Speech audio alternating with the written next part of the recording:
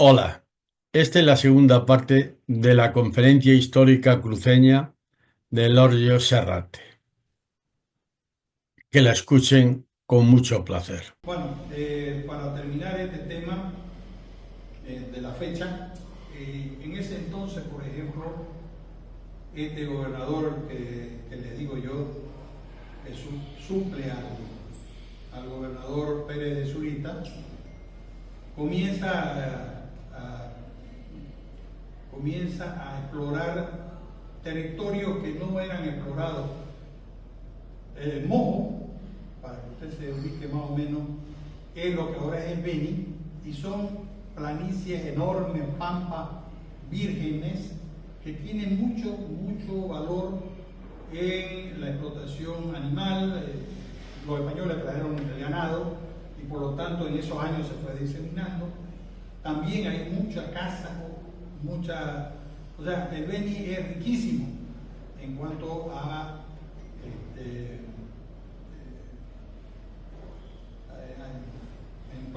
producto vegetal, ¿no? Incluso ahorita el Beni es uno de los grandes productores de arroz, que ya lo están explotando hace años.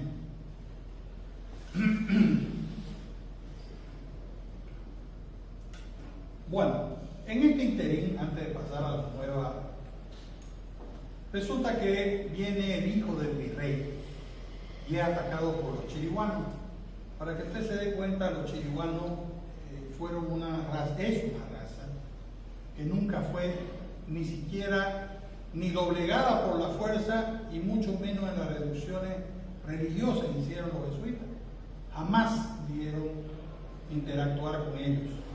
Es más, ¿cómo sería la rivalidad entre las etnias? Donde ahora es Santa Cruz de la Sierra, pertenecía a la etnia chané, ese era su nombre. Y los guaraníes, o los chiriguanos, invadieron todo el territorio chané y lo hicieron esclavos. A las mujeres las convirtieron en sus mujeres y a los maridos en esclavos. No los mataban. No tenían esa cultura de eliminar al enemigo, pero sí lo transformaban en sus esclavos. Obviamente que seguramente que si no hacían caso, los pasaban por las armas, ¿no? Pero ellos hacían eso. Y tenían peones fieles para su sembradío, porque los chiriguanos no labraban, no cuidaban la tierra, eran nómadas. Entonces ellos vivían de la casa. Sin embargo, los chanés sí cultivaban la tierra, ¿no? Tenían granos, las vasijas, tenemos todavía, se siguen descubriendo restos de vasijas, de una serie de elementos que son chanés, porque los chiriguanos no lo tienen. Ellos se dedicaban a otra cosa, a invadir, ¿no? Y fue una de las etnias tan grandes que fue la que repelió la invasión de los incas. Cuando los incas bajaban en la misma proporción, ellos fueron los que lo sacaron. Se dice que llegaron hasta Samipata, que es una zona muy cercana, y hay un fuerte ahí que habla de esa época de los incas, ¿no? Muchas costumbres y se funde en la piedra porque hay elementos también indígenas, ¿no? Entonces ellos fueron los que lo sacaron de ahí y lo llevaron hasta más o menos donde ahora es Cochabamba, que es otra zona, otro departamento, ¿no? Bueno, a raíz de esta lucha, el virrey le dice al gobernador de Santa Cruz de la Sierra que se traslade, porque quedaba muy lejos de la zona por donde ellos transitaban. Por lo tanto, en un ataque era muy difícil que ellos pudieran venir a ayudar. Entonces ocurre la primera traslación. Para algunos historiadores la clasifican en dos. Yo creo en otros historiadores que la clasifican en tres por una razón lógica. Cuando usted se traslada de una zona donde tiene agua, tiene comida, tiene cultivos, lo mínimo que tiene que garantizar es agua. Y por lo tanto, según mi parecer, ellos llegan en su primera traslación, ¿no? Ya en 1560, 61, al Río Grande o Guapay, que le llamaban en ese entonces, que es un río muy caudaloso, hasta ahora es caudaloso, pero le garantizaba el agua para su población. La traslación no se da completamente porque hubo gente que se quedó a vivir en Santa Cruz de la Sierra, en San José, lo que ahora es San José, y por lo tanto la gente que se vino llega a Guapay. Quienes conocemos el Río Grande sabemos que está lleno de tábano, mosquito, ejene, marigüí, toda la plaga habida y por haber, y peor en ese entonces donde era puro monte. Entonces ellos no aguantan y un año después se trasladan a aproximadamente 20 kilómetros, un poquito más, a la zona de lo que ahora se llama Cotoca. En realidad ellos no se asientan en lo que hoy es Cotoca, sino en sus alrededores. Y ahí se van a quedar hasta 1621. La otra cara de la medalla se llama San Lorenzo. San Lorenzo es una ciudad que se funda también a orillas del río Guapay por Lorenzo Suárez de Figueroa. Y Lorenzo Suárez de Figueroa también tiene dos traslaciones, San Lorenzo, y ya vamos a entender por qué la nombra. San Lorenzo se traslada a la misma zona de Cotoca antes que se traslade de Santa Cruz, y después se traslada a orilla del río Piraí, San Lorenzo. En 1621 Santa Cruz decide fusionarse a San Lorenzo, por eso la nombra ahorita. ¿Por qué? Porque ambas ciudades van a convivir 2 siglos aproximadamente, cada una con su nombre, pero en ese entonces los obispos nombraban en cada región a su representante, pues eran los vicariatos, y Santa Cruz de la Sierra tenía su vicariato. Por eso es que la historia impone a Santa Cruz de la Sierra sobre San Lorenzo. Y lo único que queda de recuerdo de San Lorenzo es nuestra catedral. La catedral se llama Basílica Menor de San Lorenzo Mártir. Ese es el nombre de nuestra capilla, de nuestra catedral, y es el recuerdo de la ciudad que se funde en ese entonces con lo que ahora es Santa Cruz de la Sierra.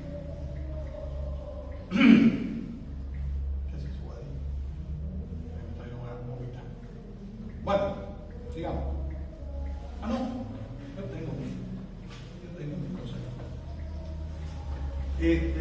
Eso es lo que hablamos de la fundación, a grandes rasgos.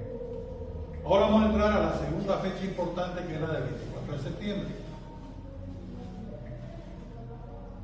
El 24 de septiembre es el grito libertario.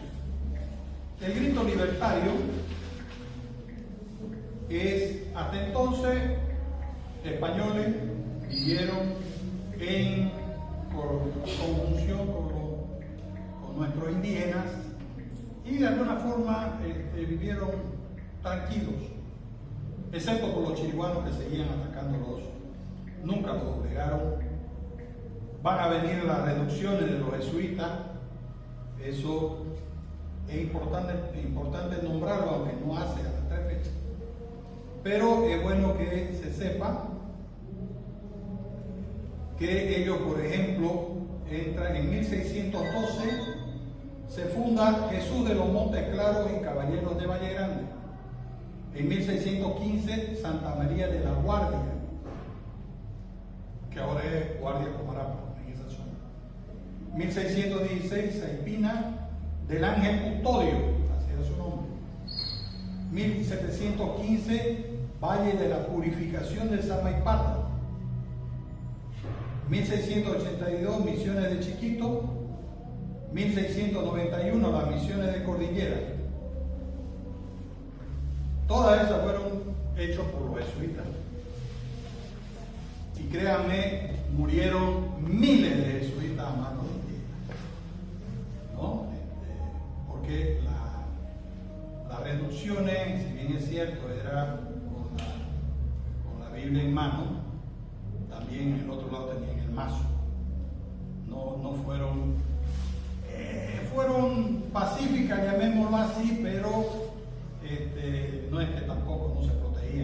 mismo así murieron muchísima gente, muchísimos jesuitas a manos de los indígenas. Hay que nombrarlo como un hecho histórico que fue importante, pero como Dios nos hace a nuestro esquema de las 3 fechas, y en 1717 la corona expulsa a los jesuitas de sus colonias. ¿Por qué? No sé. Yo la verdad que no lo entiendo. No sé si trabajaban en coordinación con el rey, pero fue la corona la que los expulsa de América del Sur. Y ellos vuelven después, un siglo después. Pero en ese momento la corona fue la que los hace expulsar de la zona. El motivo, si usted lo sabe, nos va a ilustrar, pero yo la verdad que no sé cuál fue la intencionalidad del rey de ese entonces de deshacerse de esto que para mi criterio era un servicio que le daba a la corona, al fin y al cabo, porque independiente de que si le daba presupuesto o no para hacer las reducciones, indudablemente era un escollo menos para los ejércitos, porque al ser amigos y al recibir la religión como parte de ellos, adoptarla, esa gente se desarmaba, dejaban de luchar, ¿no? Pero bueno, ya eso es harina de otro costal. Entremos a la segunda fecha. ¿Alguien tiene alguna pregunta de la primera? Bueno, yo esto sé de las misiones porque ha sido, porque es una historia, bueno, ya parte de religión también, que por qué no expulsaron a los jesuitas, porque ellos no obedecieron las órdenes del rey y en ese entonces el papa que estaba, ¿no? ¿Por qué? Porque los jesuitas les dijeron que se retiren, pero ellos no se retiraron y los bombardearon junto a todos los indígenas que ya estaban evangelizados, reducidos. Ya estaban, y entonces, pero no creían porque decían que eran unos salvajes porque mataban a sus hijos, los indígenas, de ese entonces, de las tribus, ¿no? Pero ellos los mataban a sus hijos no porque eran salvajes animales, sino porque como los españoles los mataban a balas, con armas, pues ellos al morir, si veían, escapaban con sus niños y entonces agarraban a sus niños y los mataban porque no los querían dejar a merced de ellos. Entonces los jesuitas entendieron de que eran seres humanos de rango. Entonces por eso se negaron a salir de ahí y dejarlos así abandonados. Entonces decidieron morir y los bombardearon a todos los misioneros. Por eso allá en el lugar de las misiones murieron los jesuitas más los indígenas, a todos. Era orden del Papa y de la corona. Pero era la corona y bueno, en esa época los papas eran poderosos, eso es verdad. Pues sí. Pero otra parte de la historia habla de que la corona se lo retira a los jesuitas porque los jesuitas empezaron, como dice usted, había mucha riqueza, empezaron a hacerse ricos, ¿no? Entonces, eso dice también parte de la historia, y por eso que la corona ya sabemos que le importaba el oro y la plata de América, entonces los jesuitas también tenían su parte, y entonces por eso que la corona, para no competir en cuanto a riqueza, a acumular riqueza, pues se lo retiraron a los jesuitas. Aunque la historia no relata una explotación de los jesuitas a nivel que ocurrió. Lo que pasa es que la historia que nos cuenta que nos contaron cuando estábamos estudiando es una, pero cuando escuchamos a los españoles la otra historia es otra, entonces nos cuentan otra historia que incluso nos hacen ver, y yo creo que sí, que yo estoy de acuerdo con eso, que Simón Bolívar tenía otros intereses. Por eso es que cuando usted empezó a hablar y dice usted, habló una parte donde dice, pues, se me ha ido ahora, se me ha ido, pero bueno, ya me voy a recordar y le voy a decir una parte de la historia que estaba hablando, no es cierto, pero es la historia que nos han contado, que aquí nos cuenta otra historia. ¿De Bolívar? Sí, de Bolívar. Bueno, Bolívar necesitaba, al igual que Rey, en otra época necesitaba financiar el ejército bolivariano. Bolívar llega a Bolivia en búsqueda de lo mismo, de oro y plata, porque ese ejército comía, ese ejército se metía, a ese ejército había que armarlo. O sea, estamos hablando de un ejército formal, de muchísima gente que necesitaba recursos. Ahora recuerdo, me dice usted en una parte que dice, nosotros, Santa Cruz se fundó antes, nació antes que Bolivia. Nosotros Claro. veríamos, y dice usted, yo estoy de acuerdo, cuando el otro día en Santa Cruz se recordaba y se decía, vamos a celebrar los 465 años De Santa Cruz de la de Santa Sierra. Cruz de la Sierra. 64. Pues yo hubiese estado agradecida de que Santa Cruz nunca se hubiese unido a lo que es Bolivia hoy. En este momento de la historia, en este momento de hace 20 años que llegamos de narcotiranía, pues yo hubiese querido que Santa Cruz no hubiese sido, o el Oriente Claro, Boliviano. pero fíjense usted, es por eso que yo empecé hablando de las tres fechas en tiempos diferentes. 464 años se han cumplido de la fundación de Santa Cruz de la Sierra. Nada que ver con el narcoestado ni con todo lo que en lo que nace Bolivia como tal, que es 1825. ¿No? Sí. Lo que vamos a hablar ahorita en 1810 tampoco tiene que ver con la fundación de Bolivia, ¿no? Entonces, a lo que yo me voy es que por eso yo empecé diciendo, comentándole las tres fechas y los escenarios de las tres fechas, justamente porque no podemos unirlas, porque no son en el mismo tiempo y son con personajes diferentes y épocas diferentes y cuestiones mundiales diferentes. Porque en 1825 ya no existía el poder español, por supuesto, pero ya no en la América, es otra época, ¿no es cierto? Por eso le digo, festejamos fechas diferentes, en tiempos diferentes y con personajes diferentes. No podemos dejar de festejar un 26 de febrero de 1561 porque es el nacimiento de Santa Cruz de la Sierra, ¿no? Es como o sea, uno puede nacer en una fecha y después de 40 años cometer barbaridades, pero no deja de ser su fecha importante, el nacimiento. Pero hay una cosa importante, va a disculpar que le interrumpa.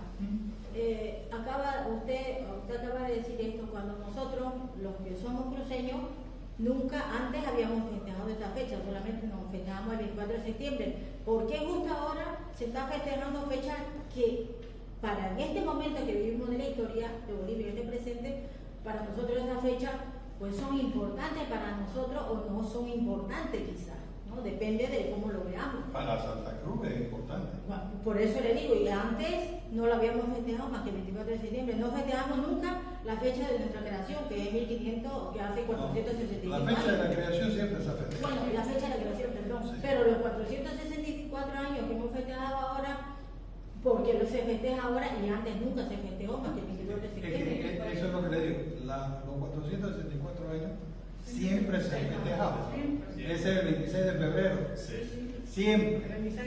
Lo que usted está mencionando es el 14 de febrero de 1825. Yo que recuerdo que hemos festejado siempre el 24 de septiembre. Se ha hecho rememoración, se ha hablado de esa fecha, pero no se ha festejado como No se le daba mucha pelota, yo me acuerdo. Siempre hemos festejado el Cuando yo 24. estudiaba en Eso es verdad. no se le daba pelota. Entremos a la segunda para que nos vamos con un criterio completo. Porque solo hemos hablado de la primera. Vale, ¿le puedo decir una cosa más de lo que se me ha quedado de la primera parte? ¿Ya? Cuando usted dice que el mayor productor de arroz es Beni, eso es mentira. Eso es No. Eso es Es actual. Chuquisaca el productor más grande después de Santa Cruz. Y le Yo digo no que- estoy hablando de Bolivia, yo estoy hablando del De Santa territorio que perteneció a Santa Cruz de la Sierra. Santa Cruz produce 127.000 hectáreas de arroz y el Beni produce 20.000. Volvemos a otro tiempo. No, señor, es ahora ese tiempo. No es, y está equivocada. No. Porque yo hablo de Santa Cruz de la Sierra, que fue parte de Beni Pando, que lo que ahora es el norte de La Paz. Usted dijo que el Beni estaba siendo uno de los más Ah, grandes claro. productores de Bolivia. Correcto. Y no es verdad, Ah, son claro. 20.000, no. No es verdad. Se lo compruebo. Vale, yo le digo. Se lo compruebo. No, Pero eso es otra no, cosa, sí, que no tiene... Es Chuquisaca el mayor productor de arroz seguido por Santa Cruz, y después viene Beni, está en penúltimo, y después Pando está con 1000 hectáreas. No, Pando no, pues más chico. Sí, por eso. Sigamos con la segunda fecha. Vale. Porque ya no estamos vendiendo los temas. Claro. No, pero es que usted ¿Seguiremos habla de eso. sobre el tema? No sobre los No, quería preguntarle sobre los reyes. Lo está diciendo, ¿no ven que todos se lo llevaban al rey? O por... Yo nunca sabía yo que nosotros teníamos reyes. Sí, tenía.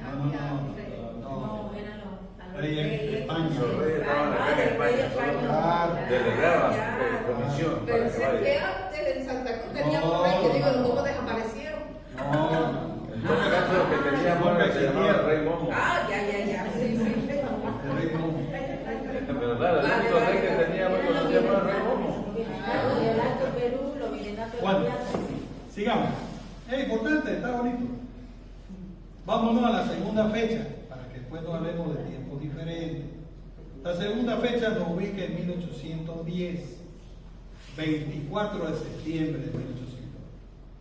Antes de eso, en 1809, se produce la rebelión en Sucre, ¿ya?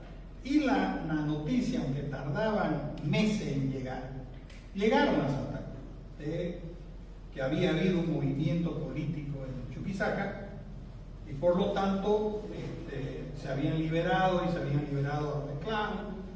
Y los negros, acá en Santa Cruz de la Sierra, lo escuchan. Y ellos generan un movimiento que se llamó el levantamiento de los negros en 1809. ¿Cuál era la idea de ellos? Era aprovechando la fiesta de la Virgen de la Merced, que por si acaso es en septiembre, 24 de septiembre, y donde en ese entonces el pueblo se reunía para festejar, porque siempre hemos sido un pueblo religioso. La idea era matarlo a todos los patrones. Esa era la idea de los negros. Lastimosamente para ellos su plan fue descubierto y lo agarran a los cabecillas y obviamente los matan. Y ese levantamiento se diluye, ¿no? Pero es un hecho importante porque sí hubo ese levantamiento, pero no se consolidó.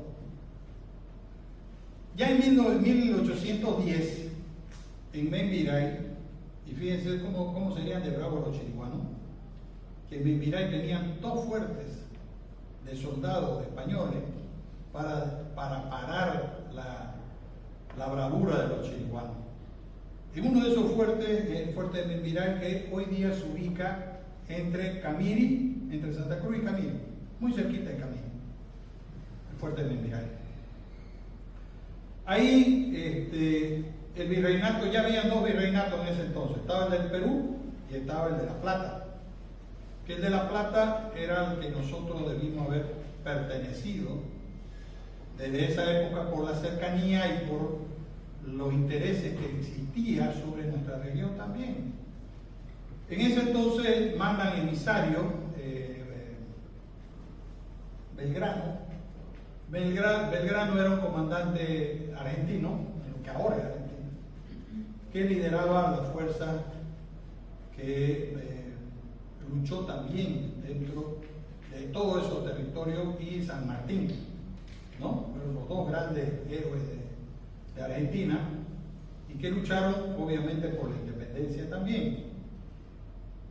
Manda emisario hacia Santa Cruz de la Sierra y llegan al fuerte Membiray. Y lo convencen al sacerdote, al capellán de esa guarnición y al segundo del fuerte de Membiray, ya que el primero había ido a Santa Cruz a jurarle lealtad al rey, porque ya se habían escuchado todos estos movimientos que había, todos estos movimientos que comenzaban a hacer un caldo negativo para ellos. Entonces los llaman cabeza de regimiento para que juren lealtad al rey. En ese interín, el segundo pasa a la fuerza patriota, ¿ya? Y obviamente en esa época decir viva el rey, muera el rey, era la vida o la muerte, pues lo fusilaban a que hablara en contra del rey. Entonces salen de Membiray y toman Santa Cruz de la Sierra, ¿no? Toman Santa Cruz de la Sierra y se forma una junta gubernativa. Destituyen al delegado de la corona, que era don José Toledo Pimentel. Este señor era el representante de la corona en la zona, en la región. Lo destituyen y asumen una junta gubernativa que estaba compuesta por el segundo, que era el coronel Suárez, que era el segundo comandante de la fuerza de Membiray, el capellán, el cura Salvatierra, y un doctor Seoane, que fue el encargado de preparar Santa Cruz, porque ya sabían de la venida de estas tropas. Por lo tanto, ellos asumen las riendas de Santa Cruz de la Sierra, y un año después el coronel Becerra, que era el primero del fuerte de Membiray, que es el que salió a jurar lealtad al rey, retoma Santa Cruz. Otra vez los realistas quedan al mando de Santa Cruz de la Sierra. Algo importante que tenemos que tener en claro es que cada vez que los realistas o los patriotas tomaban la ciudad de Santa Cruz de la Sierra, se venía una serie de fusilamientos y de ajusticiamientos para la gente que hubiera apoyado al uno o al otro, ¿no? Porque lamentablemente en esa época era así. Esa es la segunda fecha importante. A partir de ahí corren 15 años por la lucha de la independencia. Warnes, que es otro de los enviados de Belgrano, ¿se acuerdan que yo hablé de dos personajes argentinos importantes, Belgrano San Martín y San Martín? Ignacio Warnes, argentino, viene a Santa Cruz de la Sierra. ¿Cuál era la idea de Ignacio Warnes, de Belgrano y de San Martín? Generar una fuerza que impida que los realistas puedan llegar hasta la tierra del Virreinato de la Plata. ¿Eran temidos los realistas? Sí, eran soldados de línea, con entrenamiento militar, con muchas batallas en su haber, con armamento, eran soldados. Los nuestros eran improvisados, se hicieron con la lucha. Con Ignacio Warnes vamos a tener 3 grandes batallas. Una, la Florida, batalla de la Florida, que esta victoria que tuvimos, tenemos 2 recuerdos importantes en Argentina.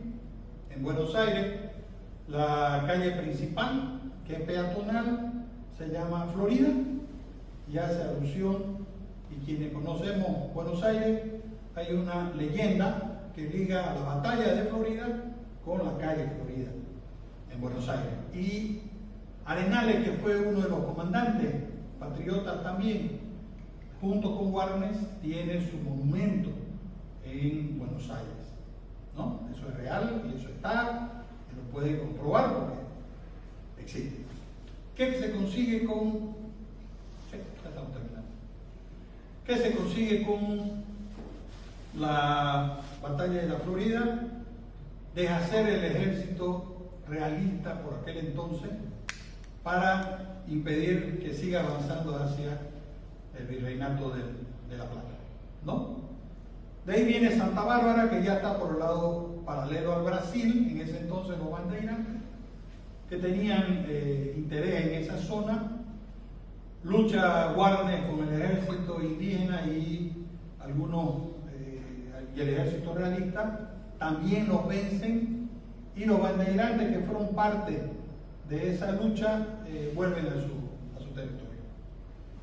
Años después, Santa Cruz, la parte de la chiquitanía es entregada por un gobernador a los brasileros, pero la fuerza del ejército bolivariano, solamente con la intención de decir que venían a liberar, ellos devuelven toda esa zona, no sin antes saquear todo lo que había, ¿no? Como anécdota, Brasil ha devuelto el año pasado varias reliquias que estaban en sus museos y que obviamente pertenecían a la zona de Chiquito. Los devolvió y ahorita son parte del museo que hay en San José de Chiquito, ¿no? Y la última fue la batalla del Pari. Con la batalla del Pari definitivamente se diezma el ejército patriota en esta región. No van a tener la capacidad de volver a rearticularse porque ya viene Junín y Ayacucho, tampoco había forma de traer refuerzos. Y si bien es cierto, todos los ejércitos reclutaban a los lugareños, no es menos cierto que esa batalla fue muy sangrienta, donde muere Warnes, y aunque la pierde, ¿no? Fue una pérdida con cara de victoria, porque no prosperó nunca más el ejército del brigadier Aguilera, que era realista y que era un hombre de carrera, ¿no? Dentro de todo eso. Eso es la segunda fecha importante. De ahí nace, porque con Guardia viene el Coronado Mercado, el que hemos festejado recién los 200 años. El Coronado Mercado se refugia en una población que existe hasta ahorita por camino, Saipurú, se refugia ahí y comienza a hacer guerra de guerrilla contra el ejército realista. En 1825, aprovechando de que el brigadier Aguilera había salido a ayudar a su padre en Cochabamba, porque ya habían estos levantamientos fuertes, toma la plaza, destruye la guarnición española que había quedado y toma la plaza y proclama la independencia de Santa Cruz. El brigadier Aguilera no vuelve porque en esta batalla diezman su ejército y él es tomado años después en Valle Grande y fusilado, ¿no? Muere el brigadier Aguilera en Valle Grande.